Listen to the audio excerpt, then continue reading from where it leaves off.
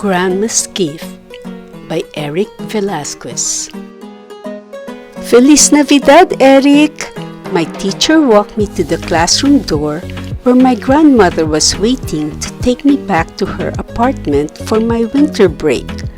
I used to spend all my school vacations with her so she could take care of me while my parents worked. Before we left, my teacher handed Grandma a note about our holiday project. The Metropolitan Museum of Art had just bought a famous painting and I had to go see it and write a report. On our way home, Grandma asked me to translate the note because she couldn't read English. I translate a lot of things for Grandma. Sometimes I felt like I was going to school for two.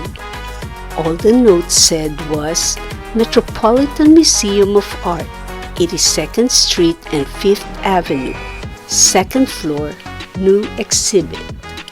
But for now, I had 10 whole days of freedom, and Christmas time in El Barrio was always like magic. Everyone was out in the street shopping for food and gifts, and Grandma was ready to join them. So we dropped off my suitcase and headed straight to the La Marqueta, the market, one of my favorite places. This special group of shops and stalls sat under the elevated train tracks, and all the stalls rumbled and shook whenever a train passed overhead. Grandma could find everything she needed there year-round: fruits, vegetables, fish, meat, clothing, and even her favorite records. But that day, Grandma was shopping only for the ingredients for pasteles, the traditional Christmas dish for Puerto Ricans. She promised that if I helped her make the pasteles this year, she would take me to the museum. Our first stop was the produce stand to buy the root vegetables.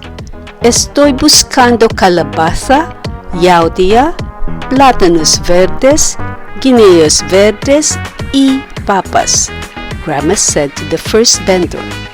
I'm looking for pumpkins, taro root, green plantains, green bananas, and potatoes. Pues aquí tenemos los mejores. Well, here are the best. All the vendors knew that Grandma would buy only the best ingredients for her famous pasteles. When they agreed on the price, Grandma said, Gracias y Feliz Navidad! Thank you and Merry Christmas! Our next stop was the butcher stand. ¿Cuál pedazo le gusta, Doña Carmen? Alberto asked. Which piece do you like, Miss Carmen? Se ve bueno. Dame 4 libras. Grandma said. That one is good.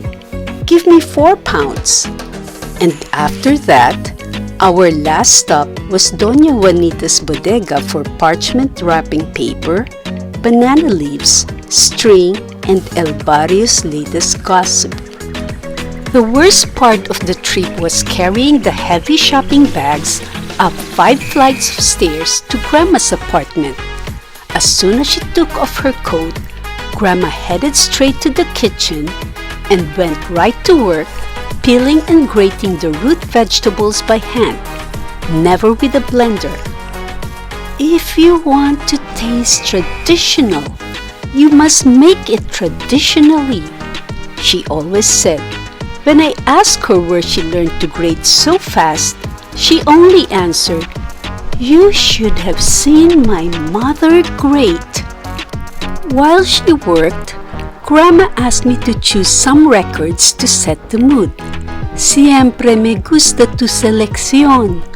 I always like your selection. As Grandma put the meat on to simmer, she told me stories about her life in Santurce, Puerto Rico.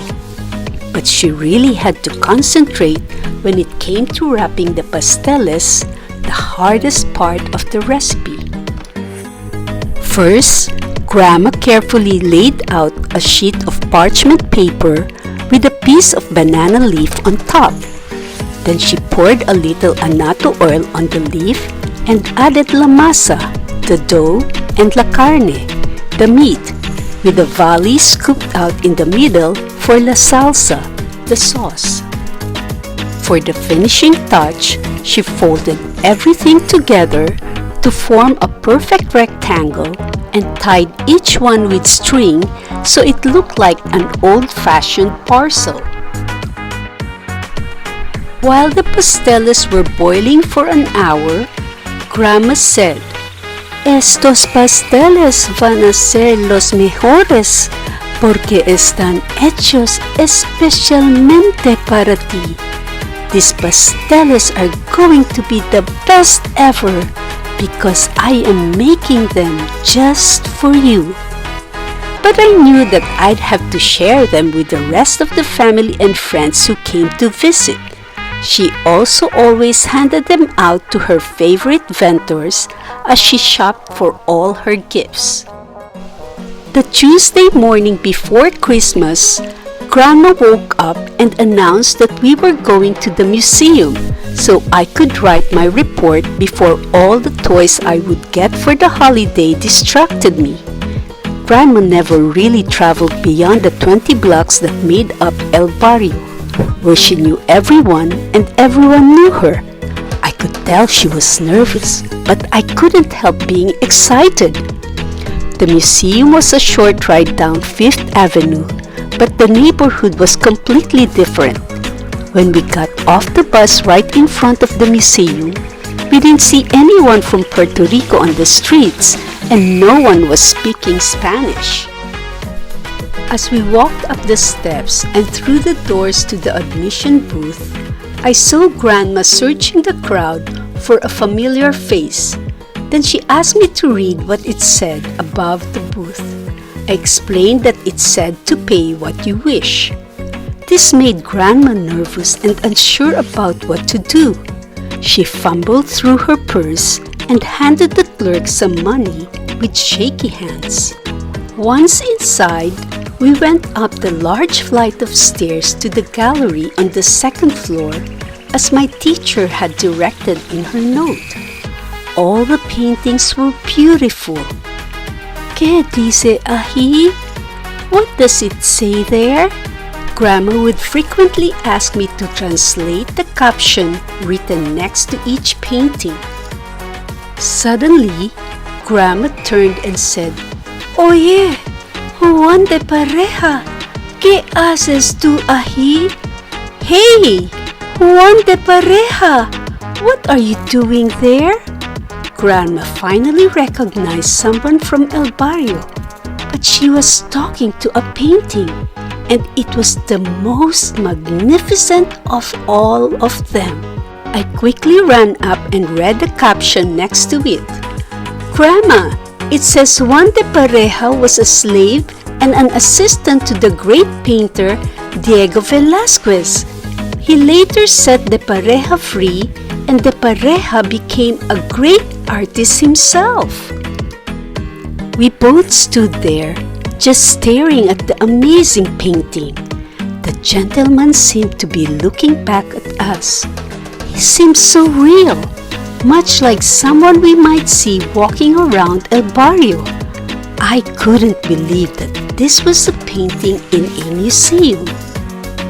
That evening, my parents brought arroz con gandules and lechon, rice with pigeon peas and roast pork, to have with Grandma's delicious pasteles for our Christmas Eve dinner. While we ate, Grandma and I told them all about our museum adventure. Grandma explained that she had learned about Juan de Pareja when she was growing up in Puerto Rico. We all told stories and listened to music until midnight, when Grandma brought out a gift for me. I ripped off the wrapping paper to find my very own sketchbook and my first set of colored pencils. As we listened to Aguinaldo Puerto Riqueño, my favorite Christmas carol, I took out my pencils and began to draw my first self-portrait.